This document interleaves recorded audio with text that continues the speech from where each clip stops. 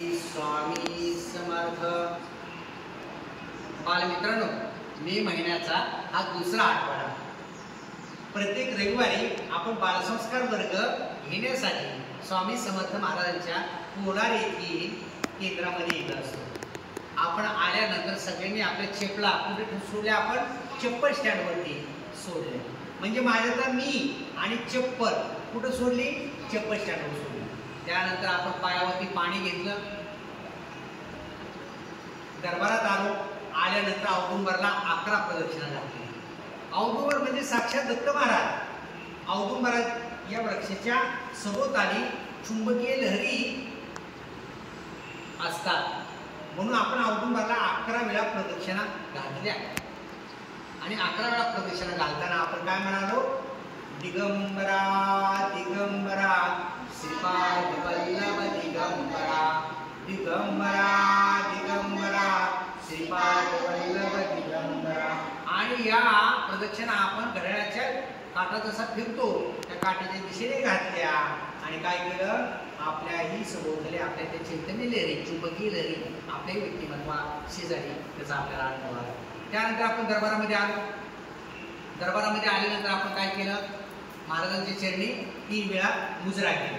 मुजरा करत असताना आपण वज्रासनात बसलो, ज्ञानमुद्रा केली आणि 3 वेळा महाराजांच्या चरणी वाकून झुकून नमस्कार केले.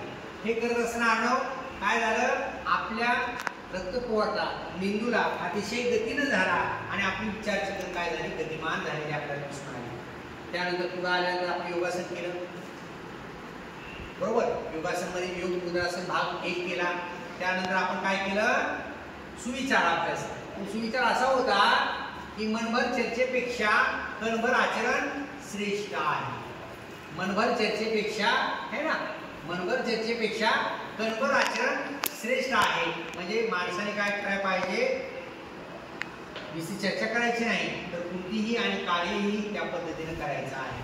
त्यानंतर पुढे आपण आलो, एक माळ श्री स्वामी समर्थ मंत्राची 1 माळ आपण घेतली. त्यानंतर प्रज्ञाविवर्धन स्तोत्र घेतलं. हे घेत असताना आपण आरोग्यशास्त्राचा उपक्रम पाहिला की उन्हाळ्यामध्ये आपल्याला घामोळ्यांचा त्रास होत असतो. बरोबर, घाम येतो, मग त्या घामोळ्याचा त्रास होतो. त्यासाठी चंदन काय करायचं, उघडायचं आणि त्या चंदनाचा गंध त्या घामोळ्यावर जर लावला, थंडावा निर्माण होतो आणि आपल्याला होणारा त्रास हा कमी होतो. बऱ्याच महिला भगिनींना हिमोग्लोबिनचा HB अभावी अनेक आरोग्याच्या विकारांना सामोरे जावं लागतं.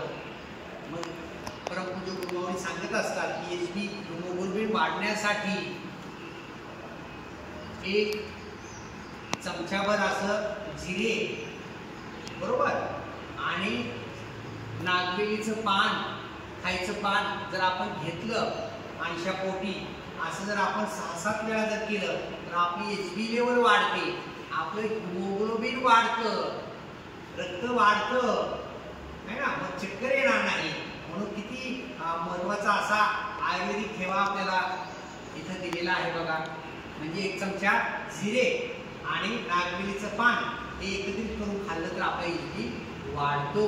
म्हणजे आरोग्य उपक्रमामध्ये या 2 गोष्टी आपण पाहिलेल्या आहेत.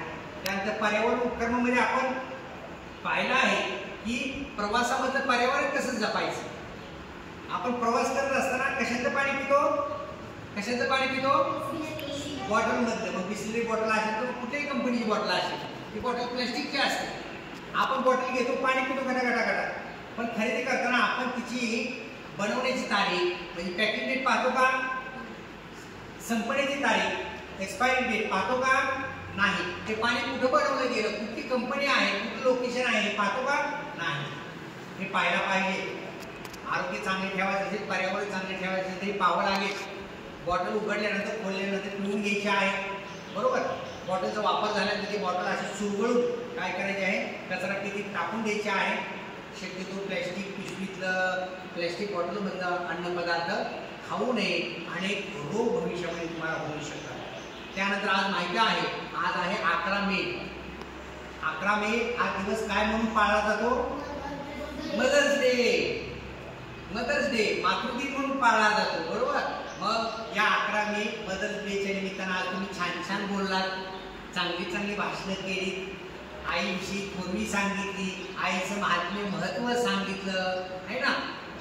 आई आपली काय आहे, पहिला गुरु आहे. म्हणून आपण असं म्हणतो की मातृ देवो भव, पितृ देवो भव असं म्हणत असतो. आई ही आपला प्रथम गुरु आहे. आई हे चालतं बोलतं ज्ञानाचं विद्यापीठ आहे.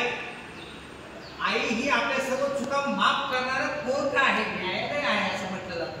म्हणून आई वडिलांच्या चरणी आपण कायमस्वरूपी नम्र राहिलं पाहिजे. कारण आज आहे 11 मे आणि आजचा दिवस आपण मातृदिन म्हणून पाळतो, अनुभवतो. म्हणून आज गेल्यानंतर आई वडिलांचं दर्शन घ्यायचं आहे, त्यांच्या चरणी लीन व्हायचं आहे, आईला मातृदिनाच्या शुभेच्छा द्यायच्या आहेत. बरोबर, एवढे आपण सर्व उपक्रम आज घेतले. त्यानंतर खेळ घेतला आणि महाराज माऊलींच्या चरणी आपण लीन झालो. आजची माझी सेवा श्री स्वामी समर्थ महाराजांच्या चरणी मी अर्पण करतो.